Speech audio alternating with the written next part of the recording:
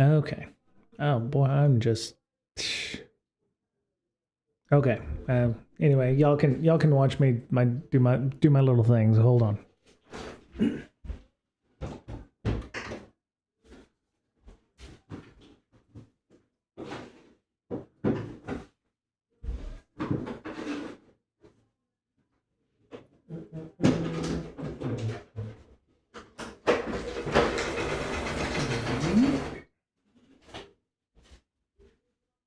Freaking magic. That's how this works. So hello everybody, it's Brian.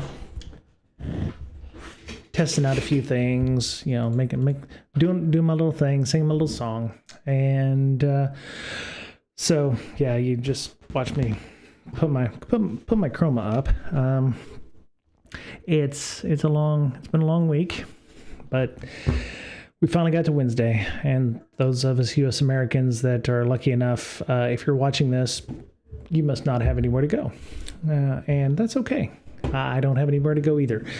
I plan on spending a lovely Wednesday afternoon here, as well as Thursday and Friday enjoying football, and I think we're going to go see Wicked tomorrow night, the movie, not the play. We've done both. We will do both again, but yeah. So also, those of you who are like, wait a minute, why are you on YouTube?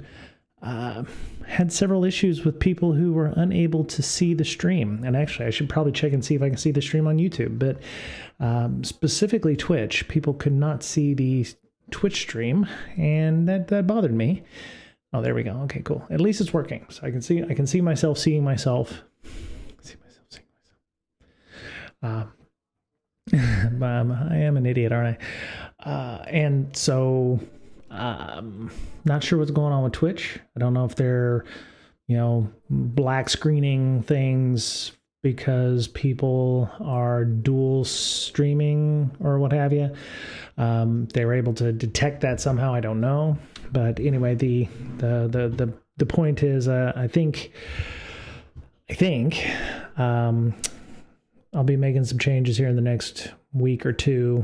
Maybe once we get back from vacation, I will move completely over to YouTube. I'm not seeing a ton of, the idea, would be helpful if I was regularly streaming, which would be good. The multi-stream thing does add some complexity and some troubleshooting issues from time to time. Moving to one place and then maybe moving those video files over to another platform may be what I do instead of, like if you want the live feed, you'll watch YouTube. And if you want the VOD, you can watch the VOD on YouTube, or you can go to Twitch, or you can go to something else. So, all of them have their pluses and minuses. I hear that people are being demonetized on ads and things on YouTube, which, okay. Not that I'm making a ton of money anyway. So we'll see what we can do there. And so, yeah, I'm just gonna futz around here for a little while until I get tired or I get stressed out and something doesn't work, or somebody, nobody's chatting, which is great. I can just be myself and just talk about whatever I want to talk about. But if you have a question or anything you want to ask, please feel free to reach out and ask that question. So, what are we doing right now? It's Wednesday, and most of you, if you're not, like I said, if you're not traveling or you've already started, you are, I mentioned Proxmox. I mentioned a little bit of news, which we can talk about news. It is before a major holiday, so I'm expecting some kind of bad vulnerability to come up and ruin people's holidays. So yeah, I don't see anything in the news so far, but let me go ahead and switch over here. Doink. There we go. As you can see, I have my lovely Proxmox open. Ooh. And I have music going from Chill Hop Radio in the background. So if that's too loud, please let me know, and I can. Ooh, it does look a little on the loud side. So let me.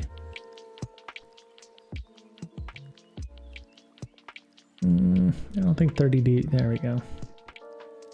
I think I had that a little loud. I think 18 dB.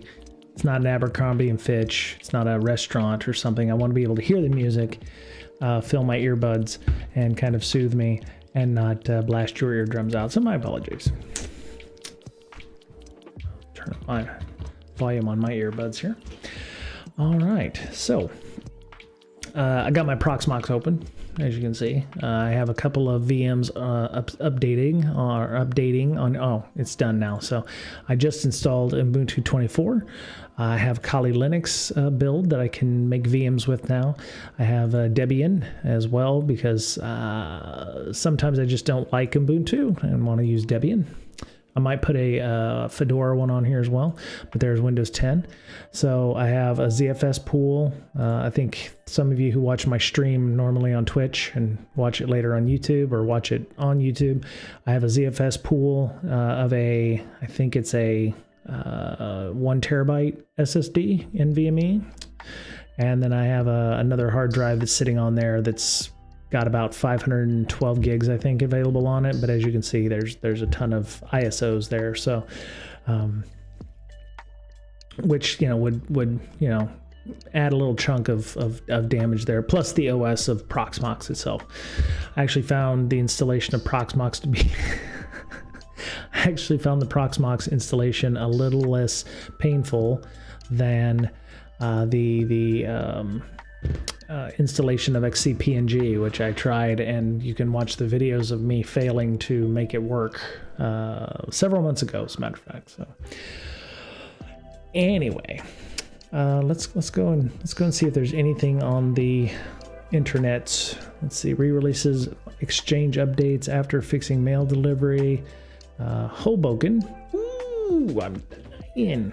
Sorry, it's a cartoon. Hoboken hit with a ransomware attack. More ransomware attacks for Australian firms. Ransomware attack grappling with a ransomware attack. Gulf Bank force whatever. Hearts stolen, wallets emptied. Insights into crypto love. Okay. Okay, so far so good. Oh, hey, BootKitty, first UEFI bootkit targeting Linux systems. Oh, very cool. Not very cool, but ESET researchers have uncovered BootKitty, first ever UEFI bootkit designed to target Linux systems. This malware marks a significant evolution in the UEFI threat landscape previously dominated by Windows-focused bootkits. Well, that would make sense if a lot of folks are moving their laptops or what have you over to Linux. Linux runs on a lot of stuff and servers, etc. So yeah, there's some. Oh, they have a cute little workflow here. So you have an attacker deploys the bootkit and reboots the machine. System start UEFI firmware, executes. The shim is Microsoft signed because of course it is. Verify second boot stage, trusted, yes. So yeah, there's a whole big deal here, right? So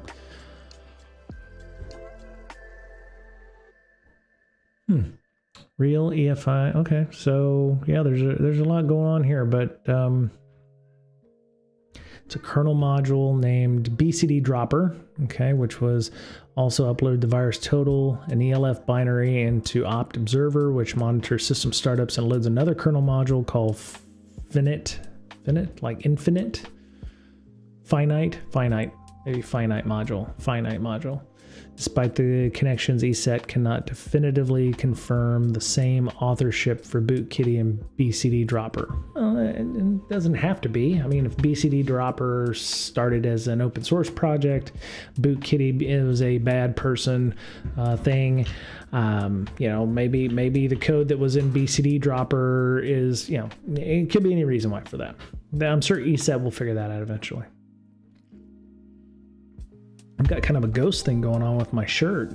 That's the bad thing about having a green backdrop instead of a blue or a red one. Yeah, if you wear a red or a blue shirt, then I would be nothing but a head. So looking a little Casper-y today, but that's okay. Broader implications. This discovery disrupts the belief. What? That's a stupid sentence. That is a stupid sentence. This discovery disrupts the belief that UEFI bootkits are exclusively Windows threats? No, I mean, that's like, you know, having some kind of vulnerability for Mac OS, and people are like, this discovery disrupts the belief that malware is only for Windows boxes. It's like, that's stupid. Okay. Linux systems widely used in enterprise servers and cloud environments, of course, have largely been overlooked by attackers in pre-boot phase. Yes, the thing is, if you can gain that kind of foothold into an environment, or, you know, cloud environment or an enterprise server, you gonna get up here? Yeah. Okay, well, you get up here. You're gonna make me look less Caspery, okay? Advises the following to mitigate UEFI bootkit threats like bootkitty. Enable secure boot to enable all boot components signed with trusted certs. It sounds great. Great choice. Update firmware and operating systems regularly. Okay, patch all your things. Monitor for anomalies like changes in kernel integrity, unexpected modules, tampered files. Okay, great. File monitoring software, basically. Restore legitimate files such as grub loaders to the original locations if tampering is detected. Okay, that is assuming you have those already backed up. Otherwise, you're going to have a bad day, I'd imagine. So back up your grub loaders and, you know, your Linux systems and your, you know, everything's going to run in the same partition anyway, because that's how we have most servers and everything running nowadays. It's been a few years since I've seen the best practice of, you know, /var/logs and /var and, you know, and then root, and having separate partitions for everything, separate slices. It's just easier to blast everything into the / directory and just call it good. Let's see, while bootkitty poses minimal risk due to proof of concept status, its emergence highlights the need for proactive. What, are they about to sell us something? Seriously, dude. Okay, Alex. Okay, great. I feel like this was written with a little bit of AI, because it's just, that is it's a stupid statement. Emergence highlights the need for proactive defensive measures.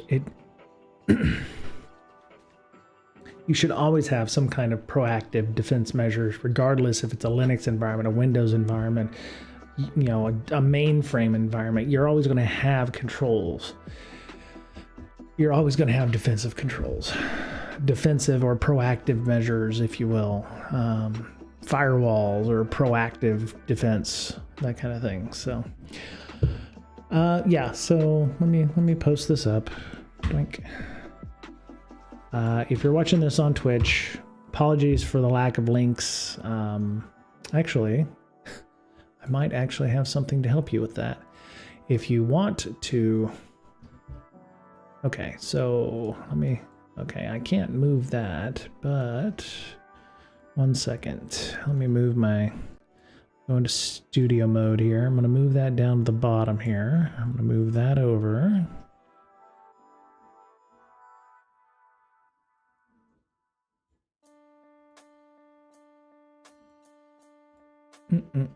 Yeah, subscribe. Turn that off. Turn that off. All right. There you go. If you want that, you can scan the QR code to see this article. Oh, yeah. So you can scan the QR code if you want to read the article. That seems like a nice, easy way of doing this. So, you know, it's just a plugin that I use for browser called Tab QR Code. I mean, you can do it with a ton of stuff. So, like I was, you know, learning Scrum Alliance stuff. So, let me see. Yeah, so for Remnux, if you want to follow along with me as I continue installing Remnux, there's the QR code, so you can pull that up if you'd like. Oh, okay, my bad. Sorry. Transition. There we go. You can pull that up. Let me go back to the other one as well. Bootkitty. There we go. Now we got better. So there you can grab that QR code if you want to read that article. And I will post a link in our YouTube chat. There we go. Okay. I'm actually pleasantly surprised my rendering is only about 2.3 milliseconds. And I should be at like 2K resolution, so that's not bad either. Yeah, the other issue I had was like it telling me that my connections were kind of shitty, and I didn't have an excellent connection here and whatever. So, yeah. So, all right. So Proxmox. All right, and so I'm following along by installing Remnux from scratch. This is from Remnux's website. It says install Ubuntu 20.04, but we're already like 2 major versions ahead of that.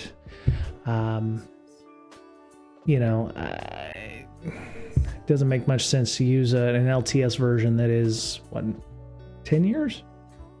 What do they do it every 2 to 3 years, something like that? So it doesn't make a lot of sense to use an older version of an OS. If it does fail, then that's on me, and I'll go back and I'll install an ancient version of Ubuntu to make that happen. So so part of the thing I need to do is create a VM. Node VM 101. Actually, what I'm trying to do is make my containers and my VMs with different numbering schemes so I know what they are. So my VMs, I'm going to start with 1001. Actually, wait. Let me double check and make sure I'm not. What do I have running right now? Let me see. Data center summary.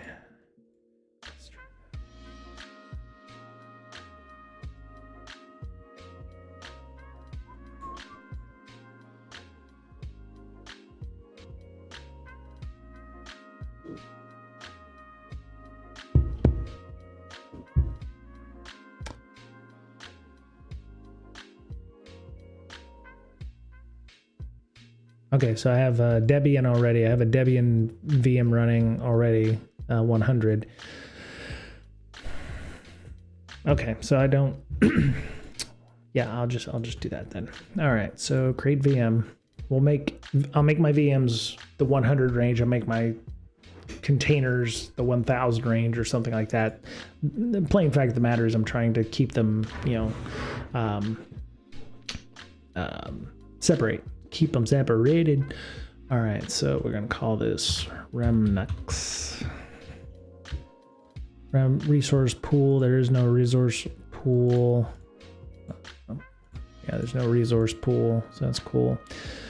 Next, I'm not gonna do the advanced stuff because there's a ton of advanced stuff here, including tags for meta tagging. Like, yeah, this is the Ubuntu for Remnux, or this is the Ubuntu for server X or service or what have you. So OS image, I'm going to use Ubuntu 2404.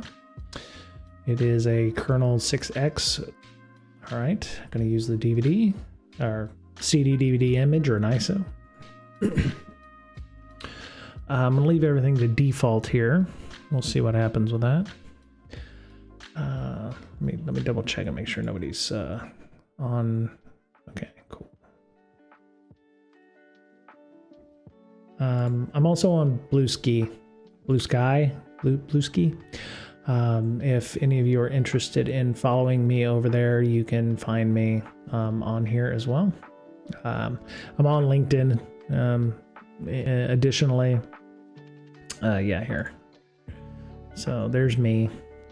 That would be. I registered my brianbrake.com domain to Bluesky for whatever reason. I think the Bluesky thing is going to get old real quick. Nah, I don't care. It's all right. All right, so we got a CBOT. All this is going to be default graphics, etc. So disk size, I want to make this somewhat large. So I'm going to put 100 gigs.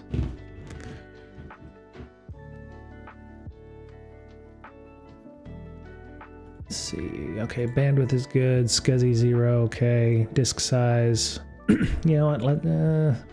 100 gigs is pretty hefty. I don't know if it's going to allocate all of that at once, or if it's going to do like VMware or VirtualBox, where it's going to allocate it only as it's needing it. So I'm going to make it 60. Worst comes to worst, I just rebuild it again, right? Or I can close it down and potentially add more later on. So. So this is the only real resource constraint I have, my CPU. My computer, the little box that I'm using, the ThinkCenter, I think has like maximum of 12 cores. So I don't want to give it anything more than say 3 cores, depending on what I'm running for workload. So I give it 3.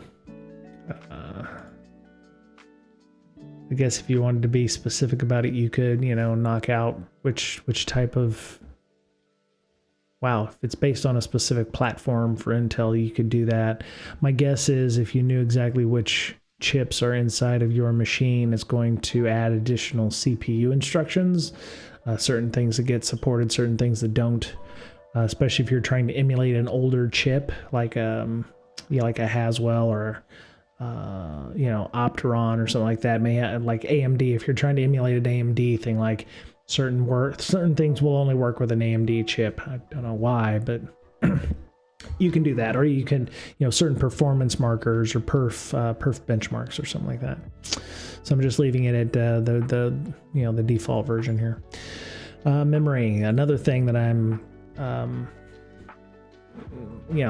certain things that are missing there.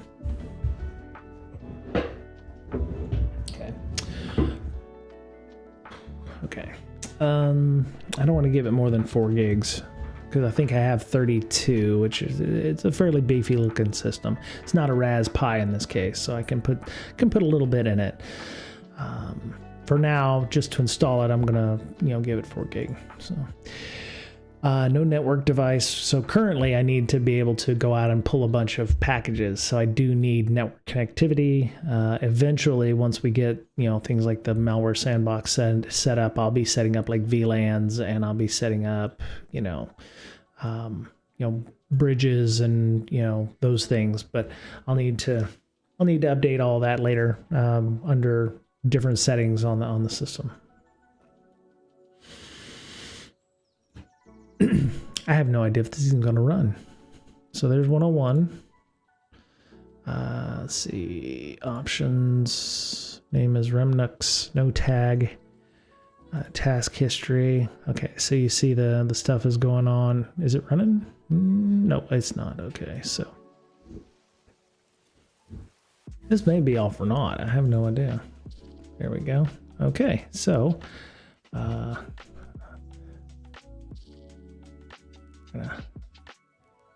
There we go. Okay, so it kept making itself a little bigger and a little bigger and a little bigger. So I want to try install.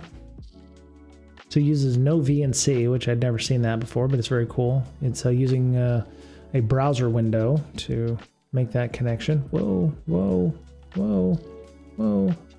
Keep going. There you go. Okay.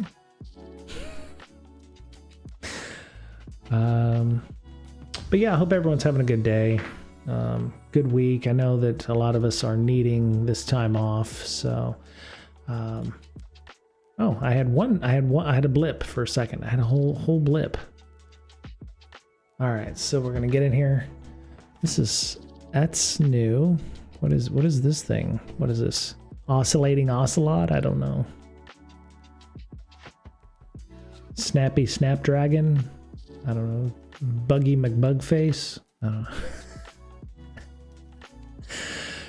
All right, we're preparing the Ubuntu. Now, one thing I might want to do is once I get a fresh Ubuntu install, so I don't have to do this every time, I could just create a fresh version of Ubuntu. Don't need none of that. US English. Use a wired connection. Install Ubuntu. Interactive? Yeah, see, I don't have an auto install YAML file. So what the thing says is, let's see, You're going to want to install Ubuntu. It's okay to use default settings. Be sure to adjust them according to your needs. If you're installing Ubuntu in a virtual machine, allocate resources for what you have. Remnux is a light distro, but the more you allocate, the faster it will run. Sure. Pre-built Remnux ships with 4 gigs of RAM and a 60 gig disk. Okay, so that's what I've created. I got 4 gigs of RAM, 6 gig disk. So when I get done, I need to create a user in Ubuntu. When it asks you, or as I build, it will ask me for that. So I need to create this. The password is malware. At software selection, don't select any software. Press continue. Remnux installer will install the necessary packages in a later step. Okay.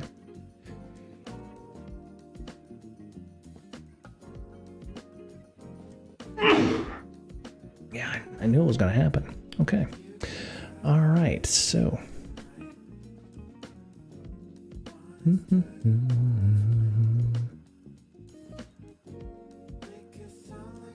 Interesting. So you can't resize the screen. You see that? That's interesting. Okay, so interactive setup.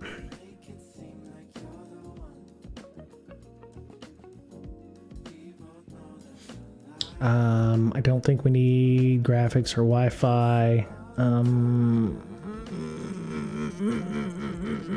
No. The one thing that bugs me about it, Linux, and for those of you who've watched, you've probably heard me complain about this a little bit. Device support. Like my Elgato face cam that I'm using right here. Doesn't work in Linux. I have to, I have a Logitech Brio that I could use for that, but it's just kind of annoying that I still have to check and make sure that software and hardware is actually supported. Yeah, so erase disk and install Ubuntu. Now see, I could use something like ZFS if I wanted to, which is great. I could just use LVM. I'm not going to get fancy. Right? I don't need anything performant necessarily. So I did set up ZFS on the Proxmox, so that was kind of nice. So yeah, I have a ZFS storage pool that I can add things to. Now, I'd already looked into I can just plug a thumb drive in. Yeah, apparently it's not that performant, but of course I'm not looking for high performance loads. So I may just, plug in a big, nice, fat, well, this is at least a terabyte or 2. So I could plug this into a USB port on the device and be able to do backups or, add VMs, transfer VMs back and forth, or do something with those. So. Okay, so erase and install. Yeah, I'm not going to do anything fancy. All right, so create an account. This is where I need to create the account, and it says Remnux and then malware is the user. So we'll just make sure we say Remnux user, and okay. So let's just do this. Since it's using a browser, I can split up my screen thusly. There we go. Oh, boy, it's just a screen hog, isn't it? Screen hog.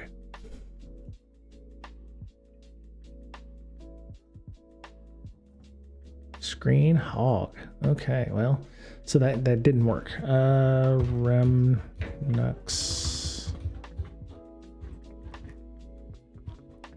user. And username is Remnux. Password is malware. What? Oh, gotta spell it right too. Malware. It's not even, it's a weak password. I don't believe that. That's not true. Require my password to log in. I don't really want that. I'm good. And I'm not gonna use Active Directory. So we'll just go ahead and do that. I am in the Los Angeles based area, technically San Diego, but I'm not overly worried about putting things in UTC. I mean, I could if I wanted to. Actually, I wouldn't do that. I would do like, you could do, UTC. No, that's not what I'm talking about. There was a trick you used to be able to, what was it? No, it's not it.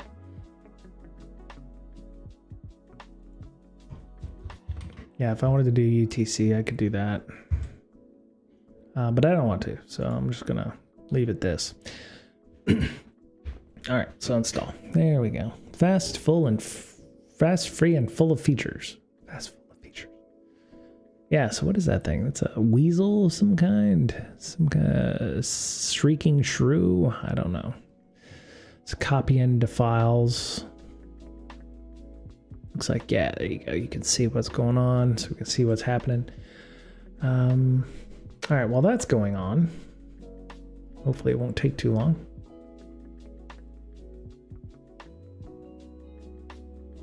What I'd like to do is to go to that. If I could put the console on the screen here. Ah, there we go. All right. I should be able to close it. Okay, good. All right, so yeah, ideally that's what I want to do. You can put your console in that screen. I don't know why it popped up the big, maybe it's because I clicked on the console here instead of just the console here, but so yeah, you can see I've got all the things set up. So far so good. I don't have a cloud init drive, but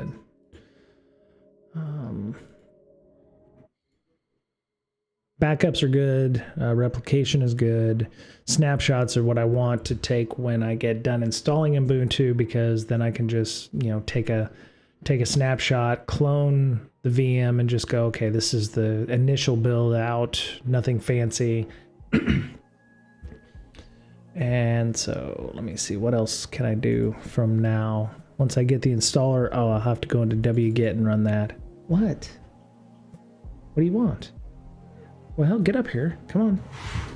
You got down. I don't know why you got down. You can stay up here. She and I have been fighting recently. Well, you're in the way sometimes. So she sits in the most inopportune place because I'm at work, so I have to kind of shift her, and she doesn't like me moving her. So you wanna show people? Yes, there you go. You sit nice and pretty, okay? There you go. See, you sit nice and pretty. Oh, I can't even show you on the screen. Come here. There you go. All right. Well, you can sit down there if you like. What? Oh my goodness. Let's go back to console here.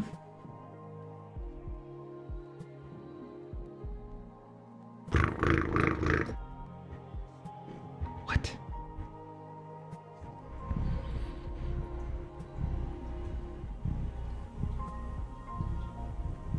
By the way, I did download that Ubuntu a little earlier and uploaded it, so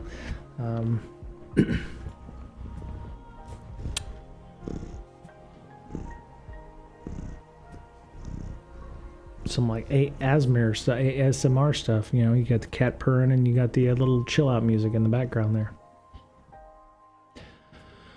VMware fixed 5 vulnerabilities. Let's see what else. Anti-spam plugin. Oh, anti-spam plugin vulnerability. It's 200,000 plus sites. Well, if you're using WordPress, that's it just kind of goes with the flow. You're gonna have plugins. You're gonna have vulnerabilities in those plugins.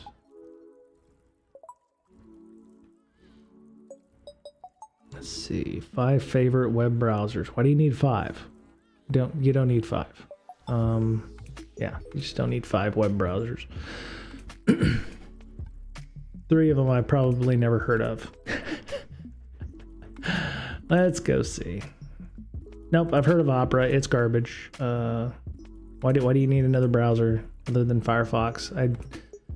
I remember when you used to have to buy Opera, and they finally figured out, oh, it doesn't make a lot of sense. Yeah, I don't understand Opera. I mean, sure, it's a good browser, I guess. Never heard of Arc.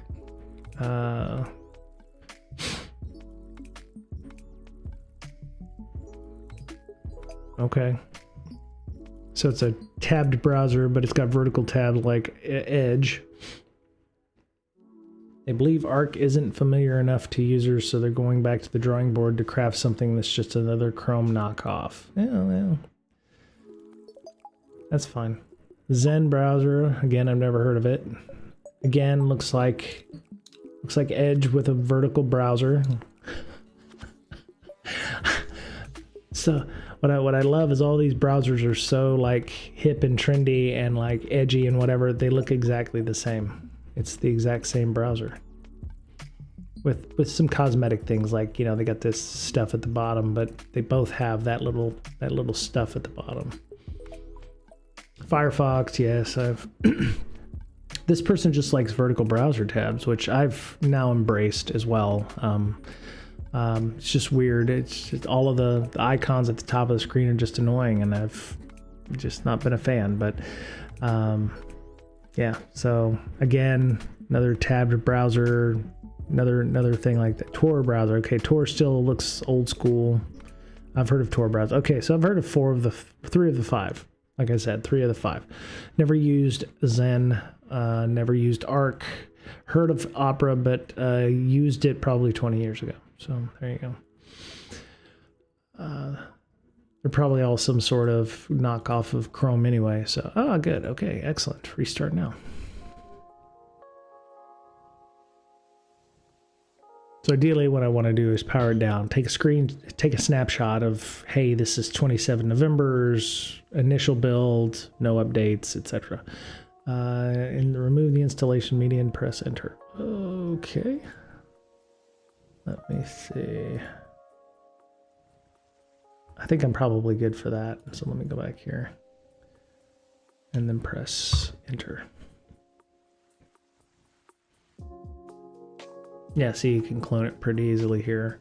Or manage HA, like high availability. So if I wanted to create multiple Ubuntu versions that would handle load, it would handle the high availability aspects of it here.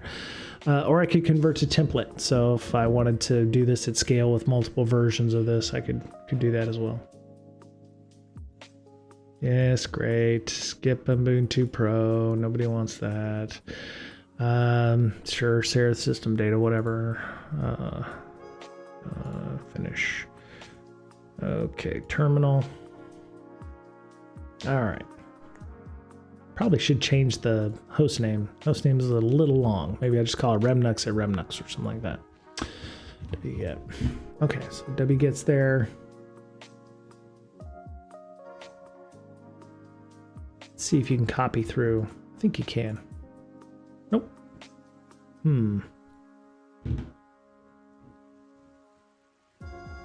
Local cursor, auto resize, scaling mode. Okay.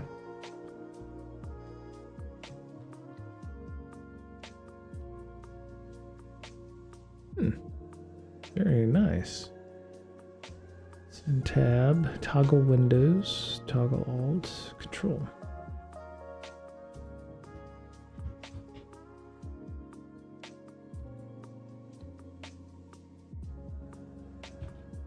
Okay. wget remnux.org remnux tax CLI. All right, so remnux.org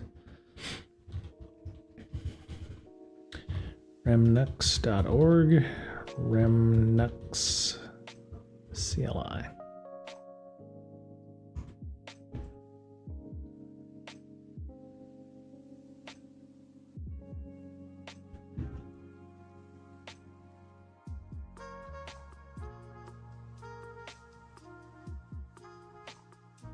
Okay, and you see the CLI right there. Let's see, yeah, shell 256, whatever. All right, so mv remnux CLI to remnux. We're going to chmod it to execute, and then we're going to sudo, we're going to move it to user local bin. Okay. And actually, so one other thing I do enjoy about this is the split screen, which allows me to do something like this. So shrink this a little bit. There we go. I do like Edge's split screen capabilities. All right, so we do MV, Remnux CLI, Remnux, chmod plus X. Setting the execute bit on this so I can run it as a program. Oh, goddamn. Son of a bitch. Remnux. And then sudo mv. Now that may be a problem. I don't know if I'm in the Remnux user local bin malware. Hey, that worked. All right. Now we're going to install some dependencies. It's going to ask us to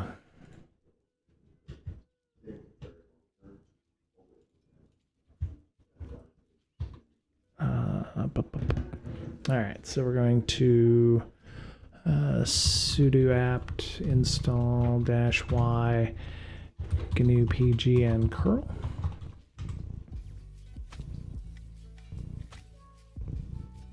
Okay, I had already put in my sudo password, so I didn't need to do that again. All right, sudo remnux install.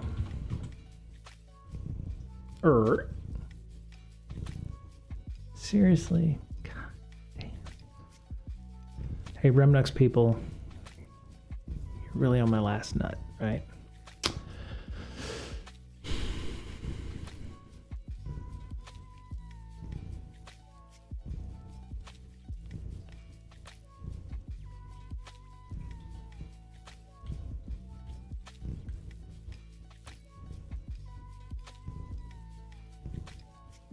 Seriously. That is disappointing from the Remnux people. All right, sudo halt.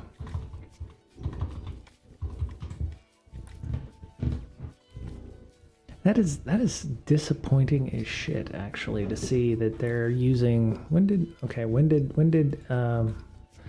Ubuntu 20 LTS EOL? Yeah, April. Okay, so technically it's still good until April 2025. Technically. Yes, I know. It's my own damn fault for that. So, let me see.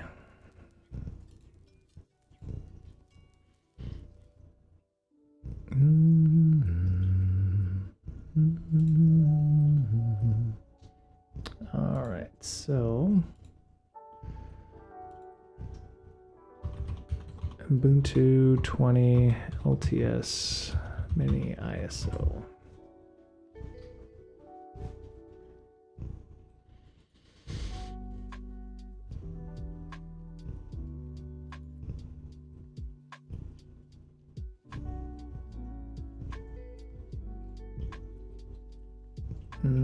That's not what I'm looking for.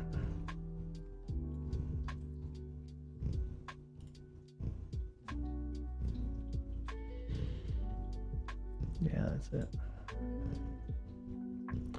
All right, so in Ubuntu, so just to give you the QR code, you know, you can grab that.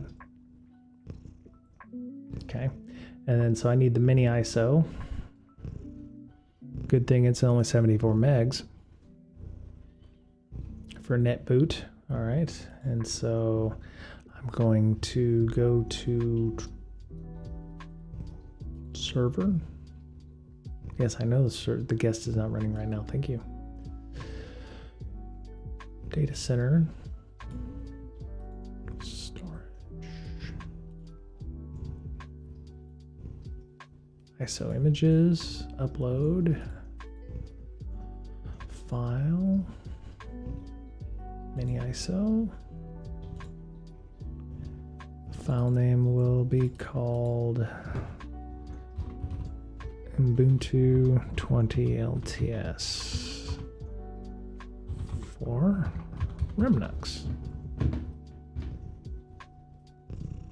Oh, I see. My bad.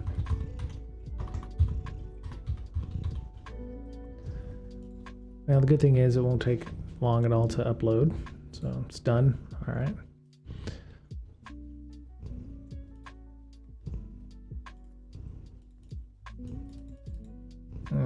Won't let you make changes to it. It's all right. Proxy, Moxie, yes, OS, Ubuntu, what is that? U20, Remnux, ISO. Okay, next, 60 gigs.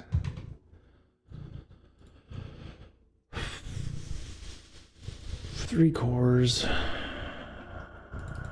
4096. Okay, no network device.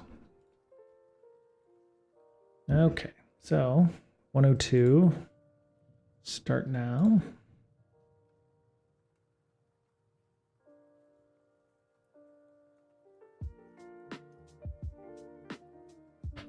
Install.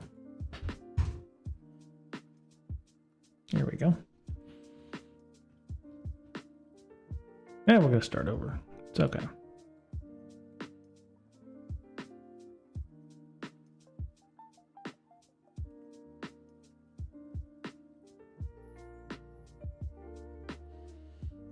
English.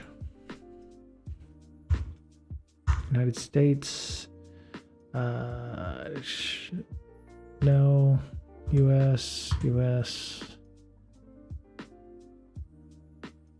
And of course, if you're not in the US, you pick your specific keyboard layouts. If you're the AZERTY, or if you're, what is it? Yeah, AZERTY is the big one for like non-US Americans. I think I was in France and I saw AZERTY, AZERTY. There's other ones as well. I'm gonna call this Remnux U20.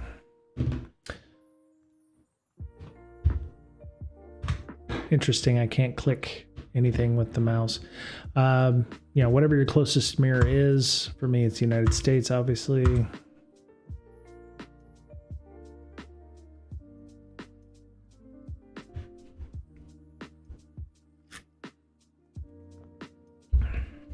Chill out music, really great stuff. Now, I would not suggest just going anywhere to download your mini ISO for Ubuntu. It does suggest going to here to get it, so you can, you know, that makes it even worse because it's like, oh look, mini ISO can't be downloaded securely. Great, okay. Copy link. So what it wants us to go to is archive.ubuntu.com, HTTP no less. Jesus Christ. Okay. Yeah, the Remnux people need to do a better job. So focal main installer 64 current. So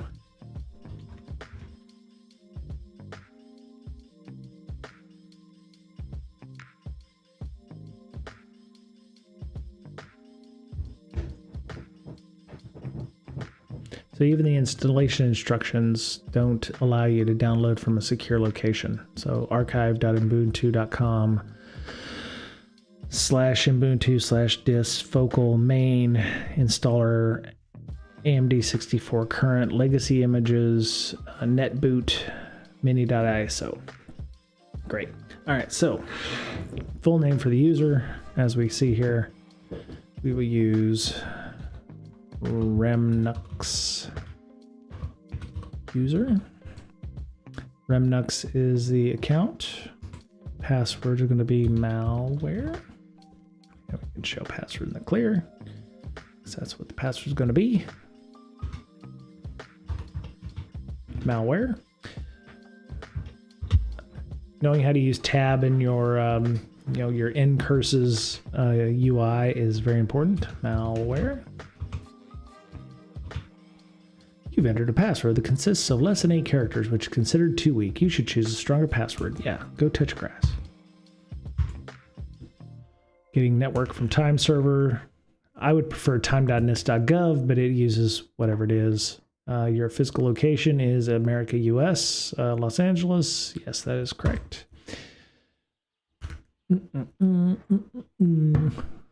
Anyone out there? Anyone out there watching? Oh my goodness, we actually have legitimate users. Okay.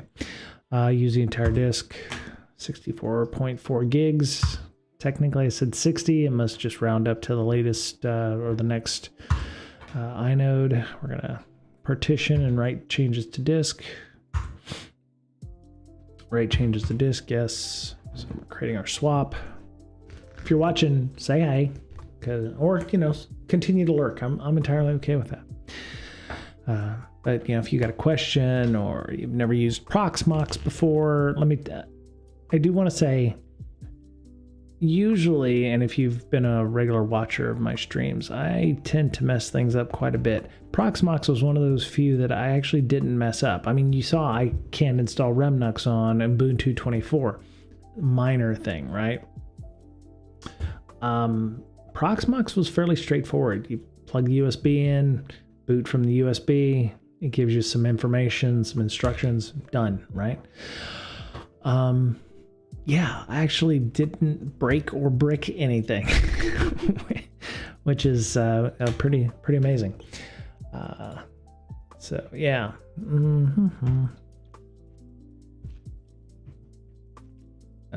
Hoboken, New Jersey is having a bad day. Apparently they had some ransomware issues.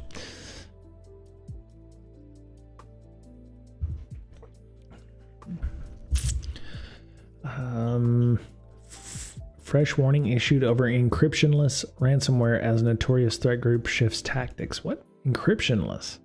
Security agencies have updated their information on ransomware gang Beyond Leon. I probably butchered that, but they're a ransomware gang, so I don't give a shit how their name is pronounced. Warning, the group has shifted its tactics, moving away from encryption-based attacks. I don't know why. Cybersecurity advisory issued by FBI, CISA, and OSSEC, Australia Cybersecurity Center, updated on 20 November. Why? What are they doing? It is so novel that they're no longer... Maybe it's because it's so easy to ransomware people, we don't even need to worry about using encryption anymore. Let me see. So they originally used double extortion model. Group appears to have switched to primary exfiltration-based extortion technique around January 2023. Wow. So, well, at least we're getting the up-to-date information. It's only taken them almost 2 years to, let people know about the revision of that occurred. Instead of attempting to encrypt the victim's system by initially exfiltrating data, the new tactic leaves the target environment intact, opting to use just the stolen information to extract a ransom from the breached organization. As of January 2024. Wait, when was this? When was this created? 13 hours ago. Okay. Thank you, Solomon, for the up-to-date, breaking news.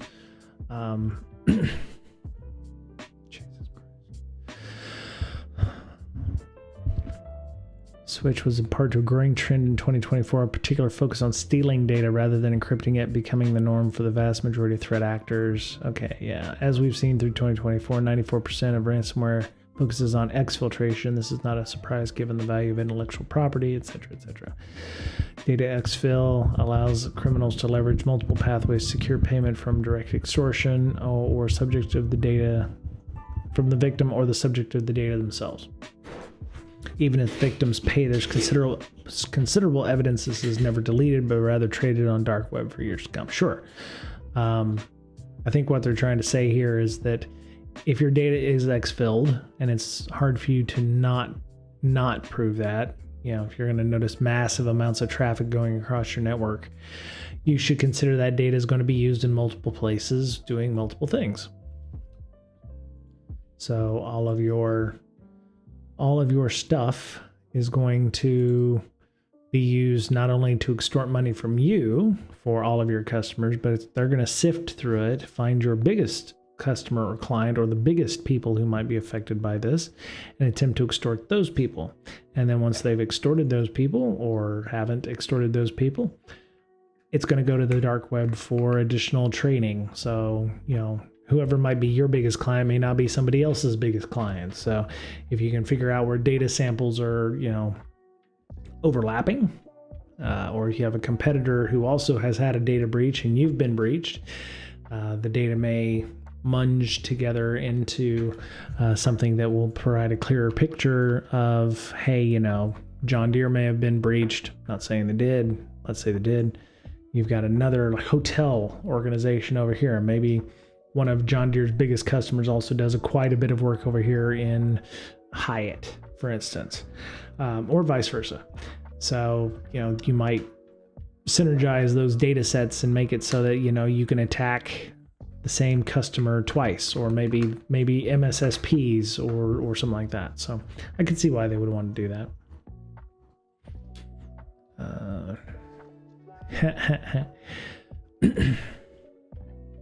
I'm sorry. Pedro Umbalino, the research scientist at BitSight, says it's too early to call the adoption of exfiltration only data a trend. It's been 2 years, folks. So shit or get off the pot on your decision on whether or not that's a legitimate issue. They changed tactics almost 2 years ago. So figure it out, Jesus. Thank you, Solomon. Anyway.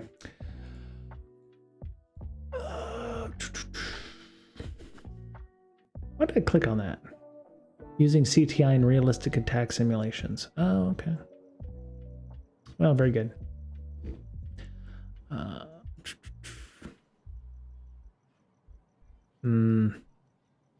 Wow.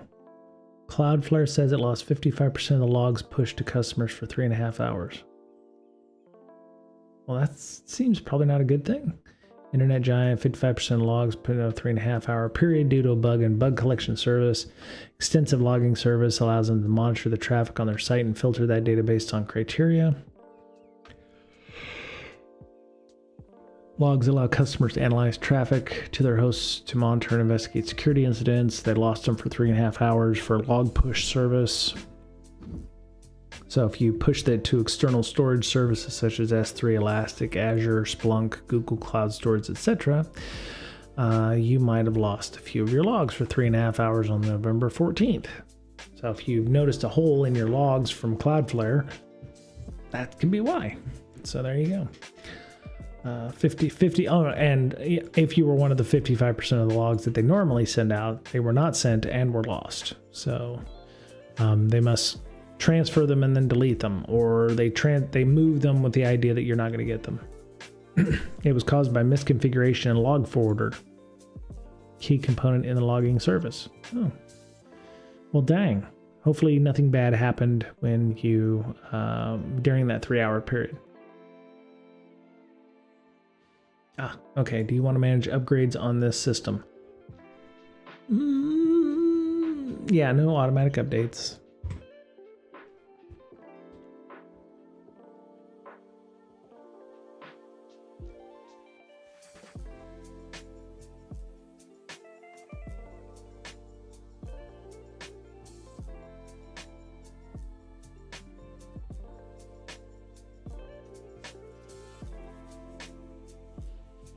All right.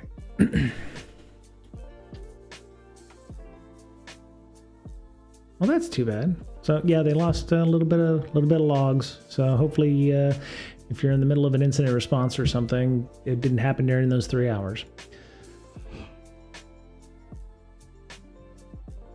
I think it's important for people to understand misconfigurations happen a lot. Some are impacting, some are not. This did impact 55% of Cloudflare people, so maybe one farm used for log forwarding didn't necessarily hit good. So yeah. Oh, Starbucks is dealing with a ransomware attack. Oh. I don't want to watch a video. Thank you. Starbucks.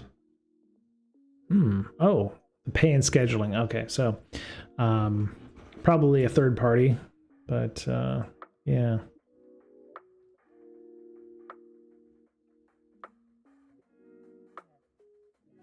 Starbucks has gone back to pen and paper. So many of its stores were forced to manually track employee schedules and payroll after third-party supply chain vendor. Ding, ding, ding, ding. Blue Yonder. Yes. Blue Yonder was the victim of so it's not just Starbucks, but Starbucks is probably the biggest, most high-profile client that they have that has disclosed whether or not they were hit by ransomware. Let's see. Ransomware attack disrupted its services. Many of its customers had trouble operating. With respect to Blue Yonder Azure public cloud environment, we're actively monitoring. Do not see any suspicious activity. So yeah, 3,000 clients. So Coca-Cola, Kimberly-Clark, and Bayer. So, Bayer Aspirin, they make medical, drug company. And 2 of the 4 biggest grocery chains in the UK, if you're wondering, was also affected by the attack. Blue Yonder is still working on restoring services. When did this happen? Yesterday. So they're still dealing with that. Oh, that sucks. Hopefully they have non-US based folks that can work some of the ransomware stuff. I imagine it's all hands on deck, so sorry you're not going to enjoy your turkey, or you can enjoy your turkey and your ham and all your holiday at the same time you're on a computer trying to fix a bunch of issues. So if you're US based, apologies there for that. If you're involved with having to deal with that one there, so all right, let's see where we're at. Oh, okay, so no software. So it said not to pick anything, that it will pick it later. So none of the things that you need here need to be. So there's a ton of stuff though. Yeah. I'm wondering if maybe I shouldn't at least pick some sort of desktop.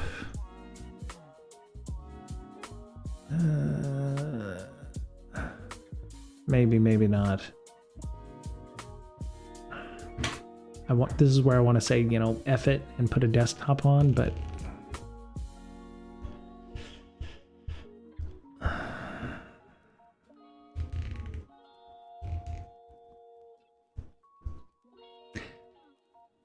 yeah.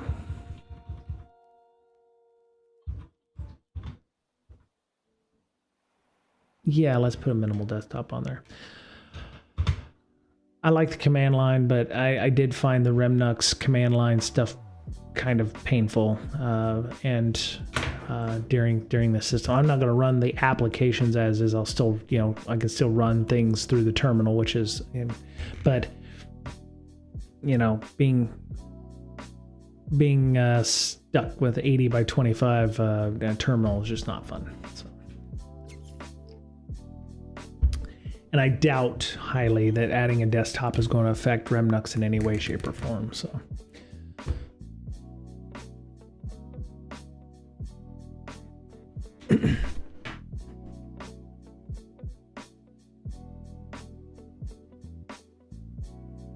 okay, 11 views. Well, welcome 11 viewers, or 11 views, 2 concurrent viewers.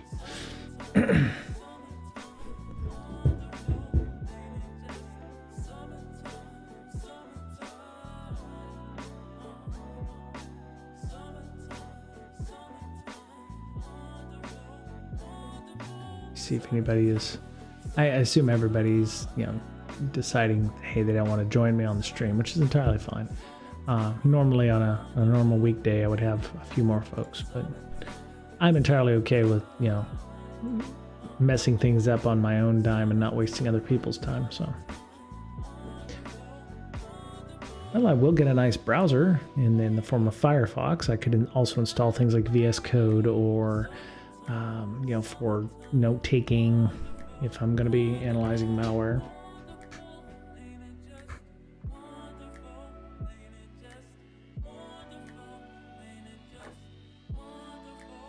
I wish she'd just come in and sit down and meow at the screen.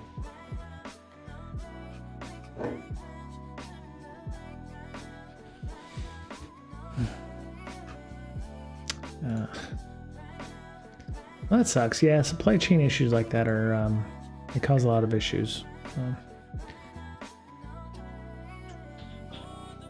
Oh, Black Friday deals. Yeah. Let's see what we got going on Black Friday deals.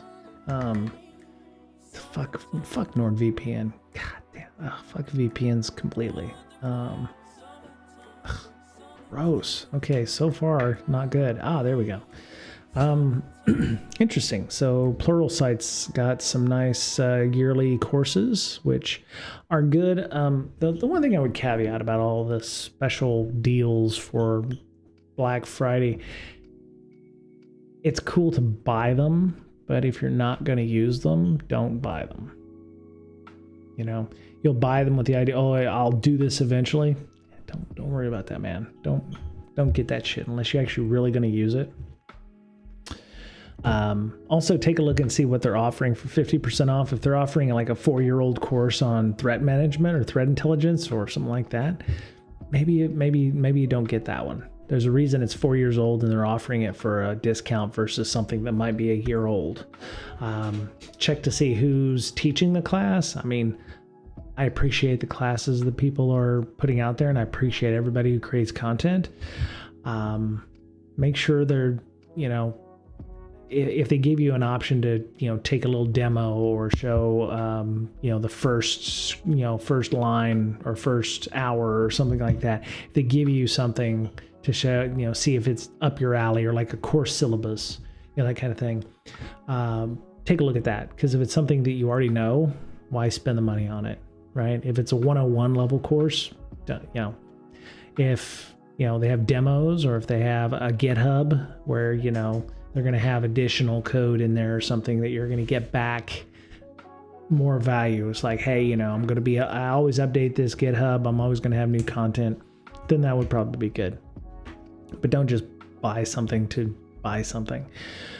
Any sandbox, buy one, get one free. Additional licenses or threat intelligence lookups at the same price. So there you go. Any run might be worth it. I don't know. Let me go view the deal here.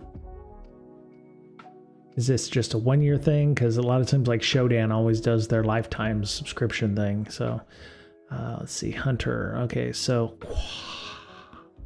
shit, look at that, $3,500 a year for that. No, thank you.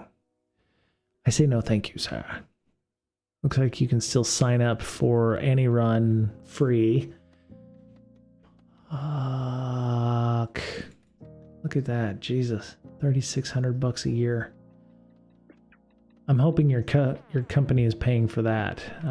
But if your company's paying for that, you might as well just ask them for an enterprise license of that stuff. Jesus. That's expensive. Contact sales. Okay, so yeah. Wow. You've got to really want to use any run. Good Lord. Firewalla. Okay, never heard of you. I'm sure they're great. Yeah, Hack 5 if you want hardware that is cool, I guess. I've given away some of these things. I've never actually used them. So people tend to like them. I seen, you know, at DEF CON their lines were out the chain link fenced area that they were in for stuff like that. Incogni, if you're worried about personal data from your online sites, great. LastPass, you know, they're still smarting a little bit from their breach this year, but you know, they probably fixed some of their mistakes, so you might want to give them another try. Yubico, hey, there you go. Get yourself a nice YubiKey or something, you know, if you want to, you know. This is the first gen. This was from like 2011, 2012. I still use it on multiple daily bases for passwords. So yeah, there's some of them. I mean, there'll be more. Let me see. Black Friday cyber deals.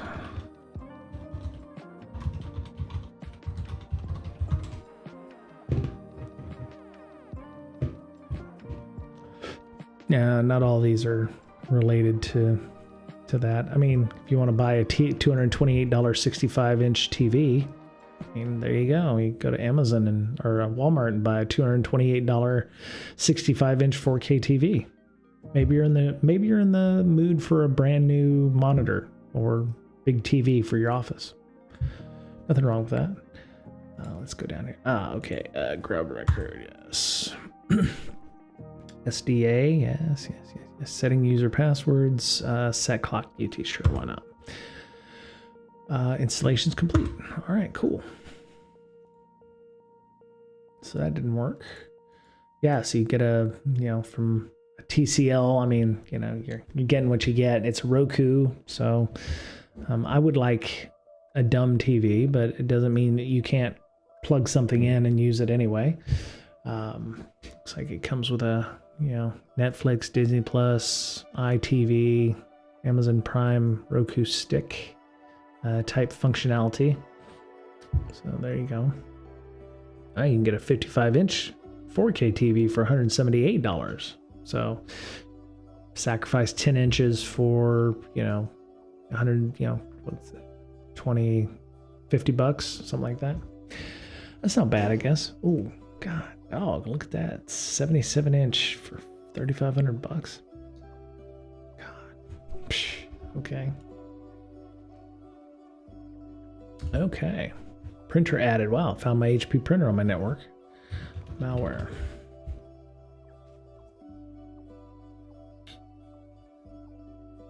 Nope. Sure, why not?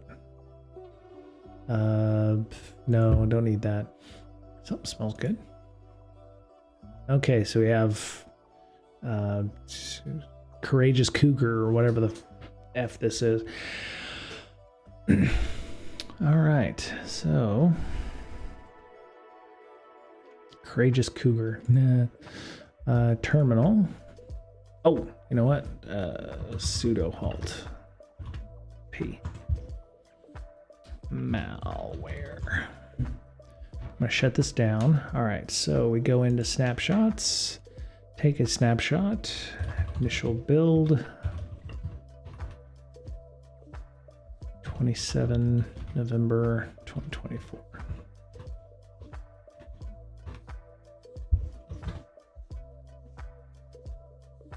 Oh wait, what was this? Allowed characters. I was unaware. Must start with a letter. It did start with a letter.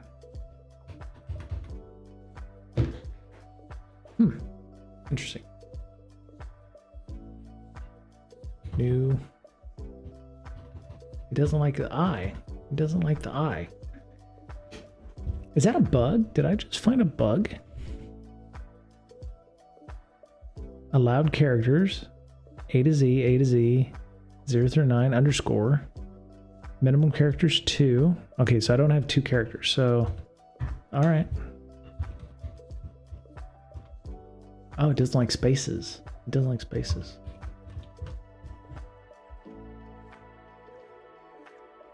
That's my bad. So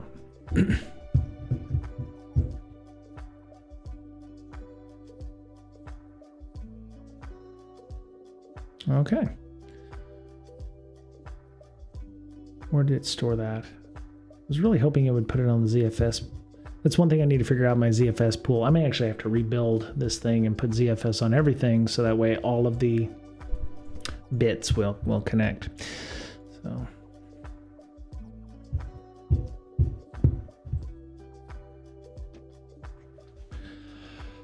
okay. Holy crap, I've got people. Hello, concurrent viewers. Welcome. All right, so now I will go back here and I can start.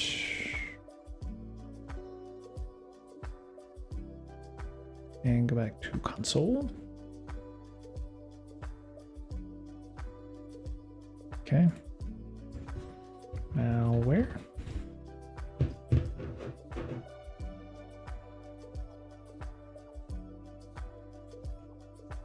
Terminal. Create remnux.org/remnux CLI.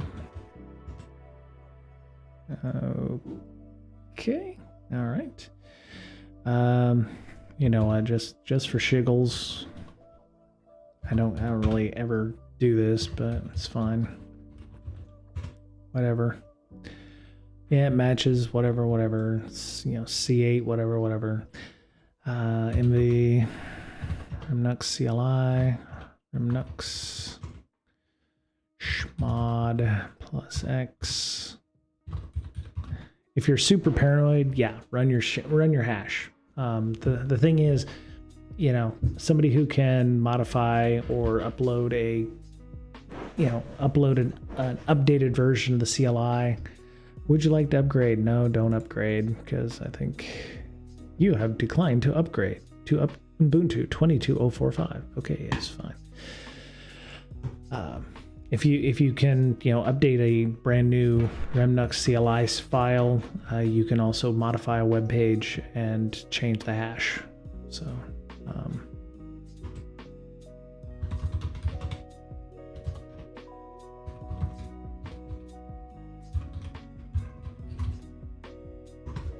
there you go. All right, let me double check and see what we're doing. We're din.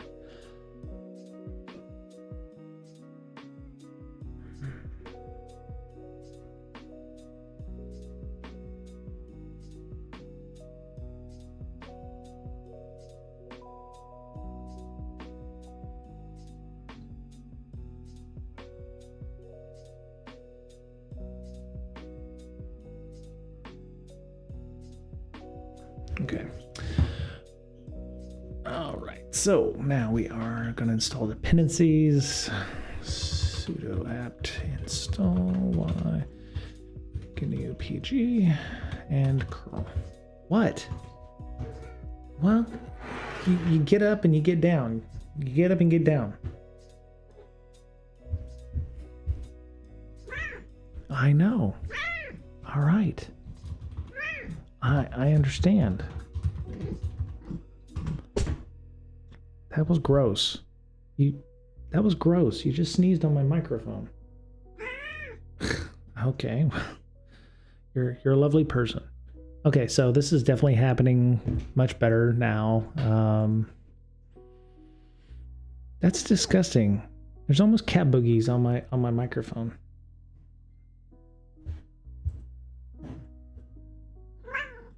Oh, okay, cool. All right. Sounds good. What? Oh. Well, it's your mic. I mean, I guess you can talk about what you want to talk about.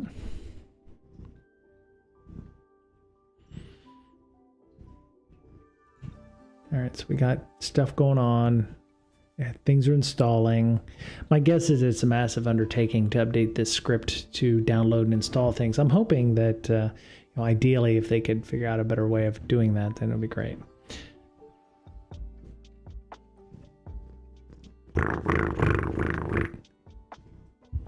You're a pain in the butt. Hey. Excuse me. Excuse me.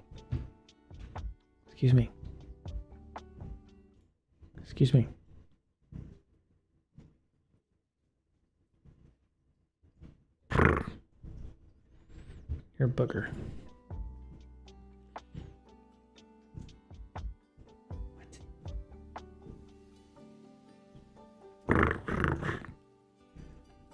What? Whatever you do, don't sneeze again. I'm gonna have to put this wind guard in the you know, dishwasher or something. All right, now let's go back to Black Friday deals, Cyber deals. Let's see.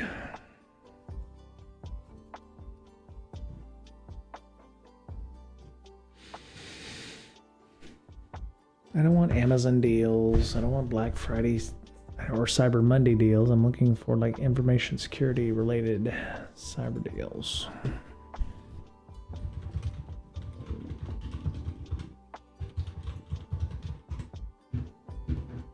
There we go. Cyber turducken. Okay.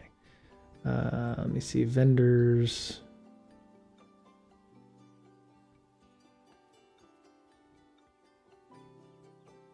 Okay.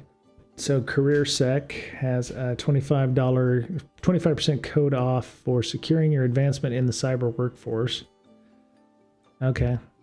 Yeah, CyberSec careers. Okay, great. Personal branding. That one's interesting. Personal branding. I wouldn't say. Don't think of it as what you're going to do as a cybersecurity leader in the future, but how you might work for your branding. Job transition program code. Okay, so if you're looking for coaching there, newsletters, great. You get 98% off of a newsletter. Security boat. Okay, pen testing. So you get 50% all services. So if you need a pen test before the end of the year, go talk to Security Boat. I've never heard of Security Boat, so caveat emptor there. 50%, I'm sure they're good. Just have to, make sure you're scoping everything and that they're doing a legitimate job. OSINT Industries, here's some tools there. You get plans and credits for their academy.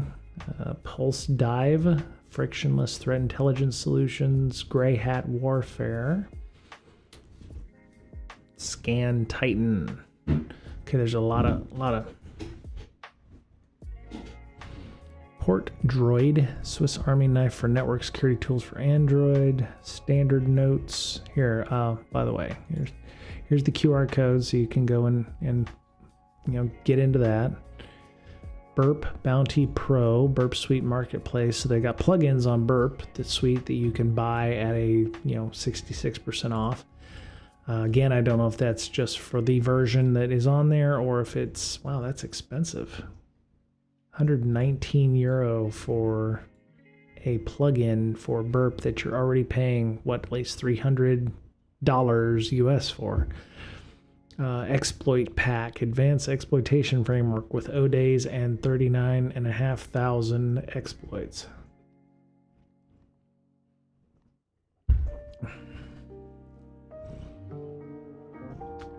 That's interesting. I'm not. It says lifetime licenses. I don't know how they're going to stop you from using it. So it's ironic that you're, going to get 39,500 exploits that you have to buy yourself. So is it like a Metasploit or something like that? I don't know. Web Forensics, 5 lifetime expert licenses for $2,500. So that might be good for your company if you're wanting to use those forensics. Any Run, there you go, 50% off the 100 plan. We already saw that one. Zoom Eye is an OSINT search engine. Sysreptor, which is a pen test reporting software. Okay. Online courses, Let's Defend, Cloud Breach, DroneSec, White Knight Labs, International Society of Automation. Never heard of them. Blue Raven, okay, there you go. Altered Security, Mobile Hacking Lab. A lot of these are Android, based because there's only one company that will do iOS, I think, right now that can.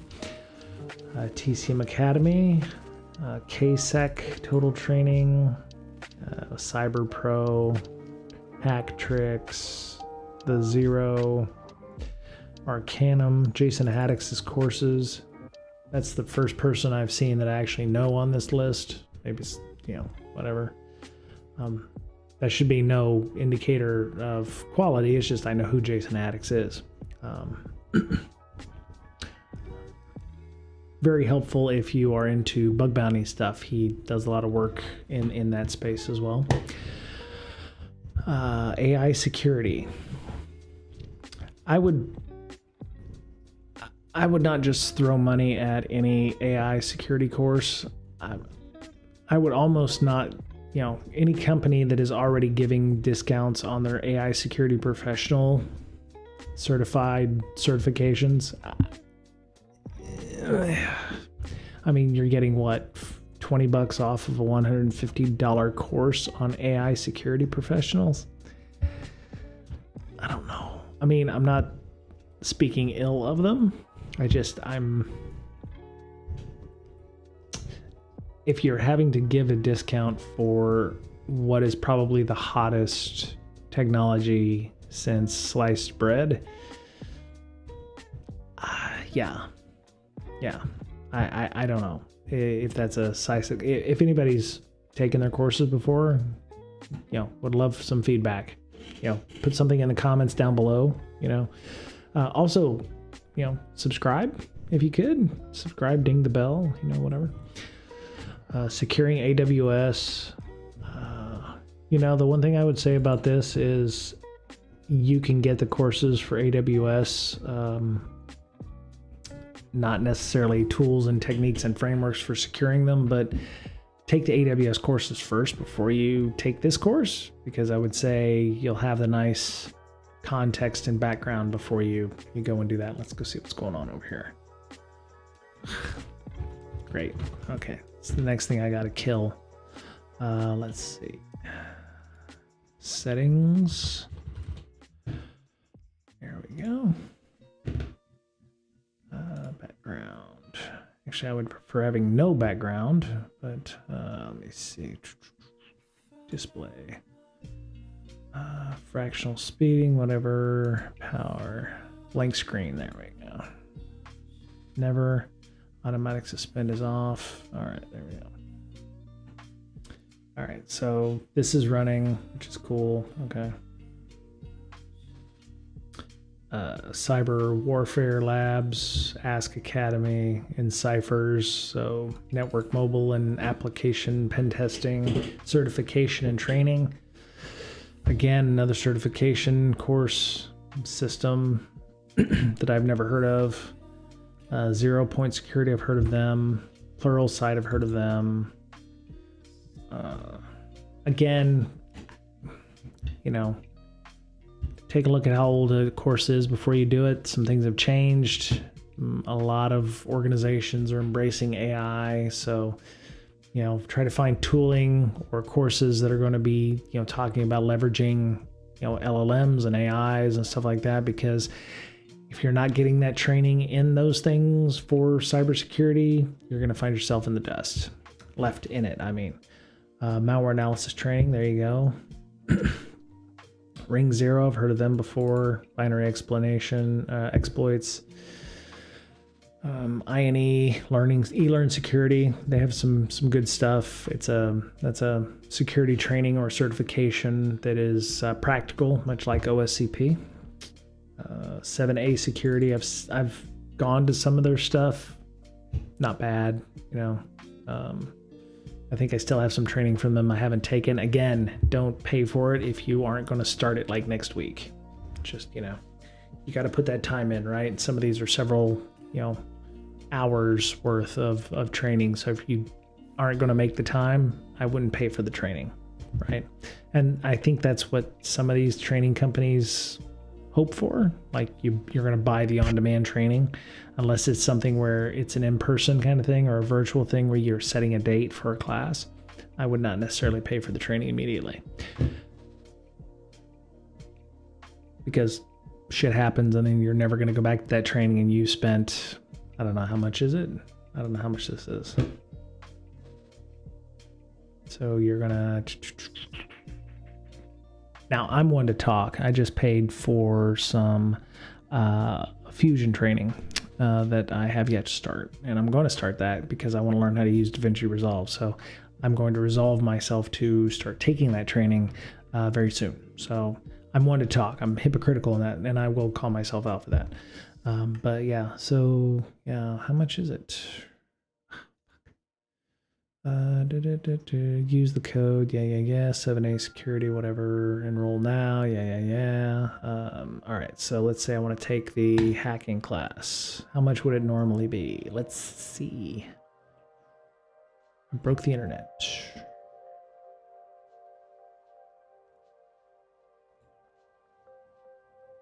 I broke the internet. What the fuck is going on? My ad blocker? Yeah, God, look how much shit they got on their page. Jesus.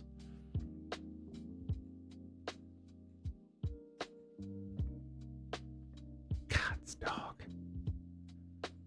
I would have to worry about a site that can't actually show you the contents of it by having an ad block. It says $12.99. I saw that during one of the refreshes.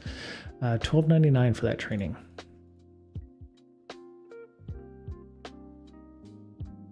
Okay, something's broke on their page.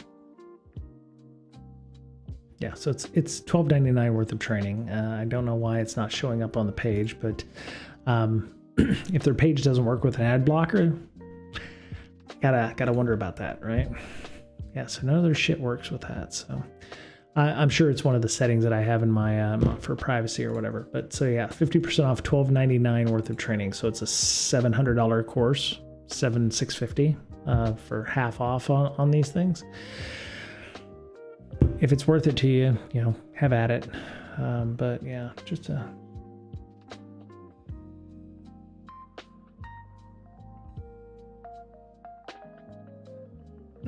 practical TLS, defensive security, EDU, practical labs. Here you go. So if you want a lab environment, you'll get a little money off on those. Let me see what we got going on over here. All right, so it's still installing itself. All right, good. Cyber Plumbers Lab Guide and Access. Okay, I mean, it's $14.99 for a course on Red Team SSH tunneling. Okay, fine. Spectre Ops, they have usually pretty good stuff. You get 50% off of their virtual training or their live training. So it's $1,000 training. You'll get 50% off if you use the code. Where's this at? This is in San Diego. Ooh. SoCon. It is in, it's in Arlington, Virginia. Yuck. Okay. If you like the DMV, Delaware, Maryland, Virginia area, have at it. Spectre Ops is good people. Their training is probably pretty good. It's in Virginia, so I don't know if that pays for airfare and what have you. Let me see. So you can upgrade. Getting a conference pass is included. Early bird discount. Frontline practitioners, hands-on labs throughout the course. It doesn't pay for things like hotel or flight. So if you have to fly to Arlington, Virginia, you'll probably want to fly in. So you're looking at a couple $100 there. You know, so just something to think about when you're buying the training, especially if it's on site like this. If you can get the virtual stuff, you know, have at it. I don't know what the nearest hotel or airport is, but yeah. Okay, so go back. Black Hills InfoSec anti-siphon training. Pay what you can pricing. They've always got that. It's not like a special Black Friday deal. They always have pay what you can pricing, which I think is kind of cool. Mini courses, car hacking. INE, so you can get your, you know, pen testing certs if you wanted that for 50% off. Various hardware and research devices. YubiKey, of course, MFA keys, Hack5, SecureHardware.com, TieGuard. Oh, yeah, okay. Pen tester toolkit. Yeah, I've seen those. Wearables, so you can get clothing. I'm sure they have black hoodies, all the black hoodies you could want. Yes, all the black clothing. Oh, look, they have a white shirt. I actually have a white shirt. There you go. So a shirt that is not black. Weird. Books. Yes, I'm sure No Starch will also be having theirs. I've stopped buying books. Yeah, just a lot going on. Okay, so that's still going. Games. So you can pick up a game. Card games and sets, that's kind of interesting. Proton Mail, if you really want Proton Mail, that's something you can get. Yeah, fucking NordVPN and all the VPN companies. And stickers, so there you go. Yeah, you can go check that out if you want to get more. There's probably going to be more, so I'm going to post it up here so people can watch it. And so what's left after we do the install? Let's see. deploying it to remote cloud. Okay, I've done that. It will take about an hour. Oh. Okay. Produces an error, diagnose the issue by reviewing salt stack log, whatever, reboot the system, review configuration tweaks to your hypervisor.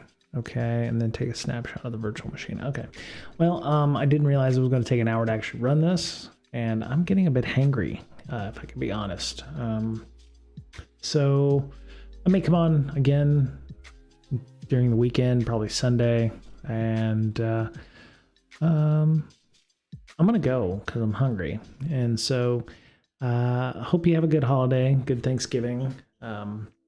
I did promise my people I would check in at work at least once on Thursday or Friday, but not gonna be on for very long. But take care of yourselves. Enjoy the long weekend, US Americans. Everyone else, thank you for taking up the slack while America tries to find things to be thankful for. And yeah, I'll see you all later. I think this worked out really well. Looks like the connection was stable for YouTube. Yeah, so I might actually just continue going on YouTube. So if anybody has ideas on how, you know, best practices or what have you, let me know. And yeah, like, subscribe, ding the bell at the bottom, and take care of yourselves. I will continue with the Proxmox stuff. I may have some videos or something when I set up the VMs and again, but if you go back to the sandbox I set up with Jack of all trades, that will be the videos that I probably will refollow to set up my lab here, except I'll set up a VLAN, I'll set up an IP scheme, I'll make sure the VM doesn't have a network connection, but I'll still have to move files to it. I just won't have the VirtualBox portions of it. So it's going to be a little janky. I won't lie to you. So we'll see what it takes to set up a lab like that. And yeah, have a great rest of your weekend and rest of your week. Okay, y'all take care, be safe, and yeah, take care of yourselves, because as we're fond of saying, you're the only you have. Okay, take care. Bye.